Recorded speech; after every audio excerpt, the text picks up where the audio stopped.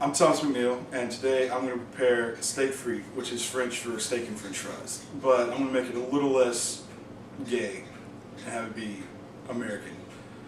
We're going to start with beef tenderloin, cremini mushrooms, whole peppercorns, potatoes, shallot, red pepper flake if you choose, beef stock, heavy cream, butter because it's French, and a beer.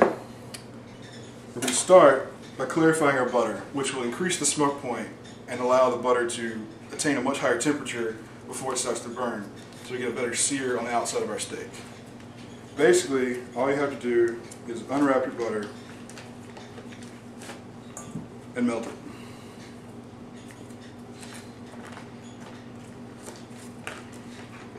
Put your butter in the pot, put it on your stove, and then you wait. After we start clarifying our butter, while that's clarifying, we're going to start by cutting up a produce. We start with cremini mushrooms, which are baby portobellos, those big, giant, meaty mushrooms. These tiny little things will turn into that eventually. Start by removing the stems that you see here. Just take those off because they don't really taste like much. There's a trash can there, I'm not just throwing on the floor. But you take that off so it'll sit flat on your board, and then basically you just slice it. Move them to the side. Size doesn't really matter because it's all going to get cooked. You won't have any raw spots really, as long as they're all about equal size. So they'll cook evenly. One will be raw and one completely turned to mush. Just basically chop up enough. It's basically your preference. Depends on how many people you're cooking for, but if you really like mushrooms, you might want to go ahead and use all of these.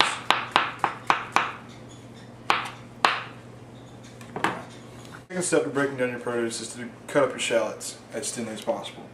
We start by cutting off the ends, because there's not really anything you want to cook with in the ends. Leave a little bit more of the root end, which is that end with the fuzzy stuff on it. Leave a little bit more of that than you do the stem end, because that kind of holds the whole thing together and it'll keep it from unraveling before you're ready for it to unravel. After you cut the ends off, cut it in half, as I have done, and then peel it. Toss your paper in the trash because it's not really edible or used for anything. After you have it peeled, lay it on the flat side. Curl your fingers so you don't cut yourself. And then slice it.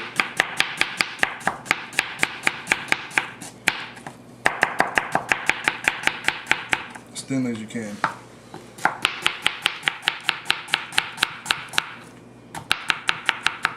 Now, by no means do you have to go that fast. I'm just more comfortable going that fast than I'm going slow. But go as fast as you're comfortable with, and please don't cut yourself. I'm going to finish clarifying the butter now. For that, you will need a container to pour your melted butter into. It doesn't have to be glass, but that's the most convenient, and it's clear so you can see the finished product compared to the starting product. You need a strainer with pretty small holes. You also need a coffee filter, or if you have access to cheesecloth, that works too, but a coffee filter is a lot easier to find. And basically you just pour your butter over your cheesecloth and it'll be strained. And we're trying to leave that at the bottom, because that is your milk solids, and that is what burns when butter burns. It tastes bad. Basically you sit here and hold this until the butter drains, which can be a while. Like I said, a while. Long waiting process of clarifying butter and waiting on it to strain. You end up with this, which has very few milk solids in it and will not burn until probably about 375, 400 degrees, which is optimal temperature for searing a steak, which we're going to do shortly. The final step to breaking down your produce will be to break down your potatoes for your French fries, because it's a steak and French fries. French fries are your key accompaniment to your steak.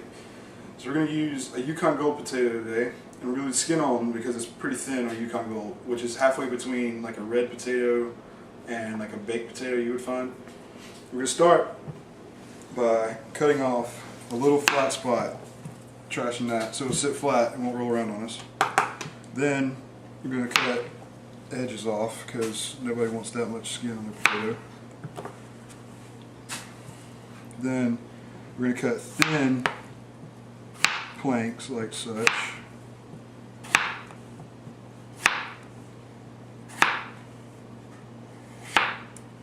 See if you end up with something like that. It's flat, curved on one side. Just trash it. You want these to look good. Then you take a few at a time, line them up nicely, and then just cut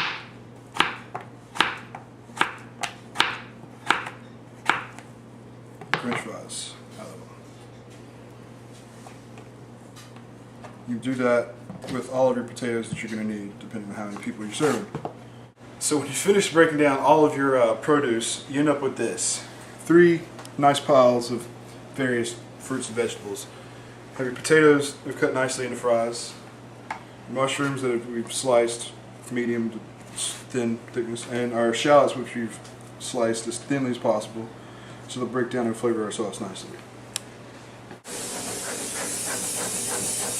Basically potatoes have a lot of starch on them. So you want to rinse them off just to get as much starch as possible off of them, because when you go to fry them, they're going to any starch is going to prevent them from getting crispy, and they're just going to get soggy and not be good fries. So basically, put water on them,